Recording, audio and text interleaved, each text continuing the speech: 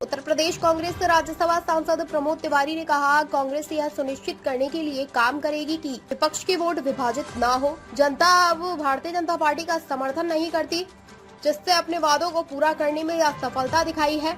लोग अब फर्जी एनकाउंटर और सुप्रीम कोर्ट के बौद्धों के खातों को ध्वस्त करने के फैसले जैसे मुद्दों पर जागरूक हो गए हैं। मुझे विश्वास है कि कांग्रेस हरियाणा में 2/3 वोट प्राप्त करेगी। कांग्रेस यथासंभव प्रयास करेगी कि विपक्ष के वोटों का बंटवारा न हो।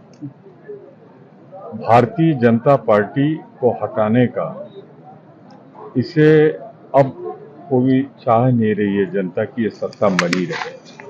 तो इन उपचुनाव में भी कांग्रेस को और उसके सहयोगियों को भारी सफलता मिलेगी, हमें पूरी उम्मीद है, क्योंकि भारतीय जनता पार्टी पूरी तरह एक झूठी पार्टी साबित हुई।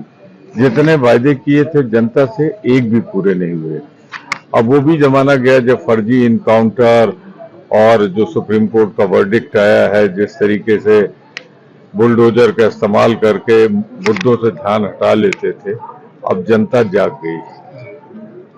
मैं इतना जरूर बताना चाहूंगा कि हरियाणा और जम्मू कश्मीर का सघन चुनाव प्रचार में मैं शामिल रहा हूं। मैं दावे से कह सकता हूं कि हरियाणा में 2/3 बहुमत से कांग्रेस की सरकार बनने जा रही है और जम्मू कश्मीर में हम और नेशनल कॉन्फ्रेंस मिलके पर्याप्त बहुमत प्राप्त कर लेंगे, जिससे कि हम सरकार बना सकें। जलेबी अच्छी होती है, मैं भी दोहरा रहा हूँ, जिसको ना अच्छी लगती हो भाजपा वालों को, उसकी किस्मत ही खराब है कि जलेबी जैसी चीज उनको नहीं अच्छी लगती। देखिए, आपको बताऊं, जरा ओरिजिनल शेड्यूल देखिए नरेंद्र मोदी का, कितनी मीटिंगें लगी थी हरियाणा में, कितने दिन का दौरा था।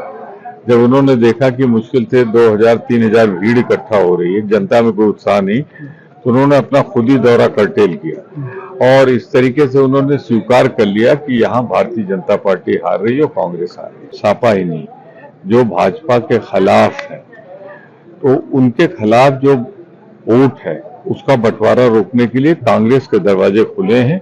हम मिलजुल कर लड़ना चाहेंगे। अभी सीटों का नंबर हमें नहीं मालूम, प्रदेश अध्यक्ष जी को मालूम होगा, विधानमंडल दल की नेता को मालूम होगा, जनरल सेक्रेटरी को मालूम होगा।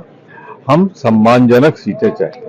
बीजेपी के पास हिंदुस्तान में तो कोई मुद्दा नहीं, और जो अमेरिका में राहुल गांधी बोले अंग्रेजी शायद उनके समझ नहीं आती है, इसलिए उसको ठीक से समझ नहीं पाया। राहुल गांधी ने जो भी कहा है ठीक कहा है। हम आरक्षण को कायम रखेंगे, अंतिम क्षण तक कायम रखेंगे, और जाति और धर्म के नाम पर जिस तरीके से समाज के किसी धर्म को दबाया जाएगा तो उसके खिलाफ हम हैं।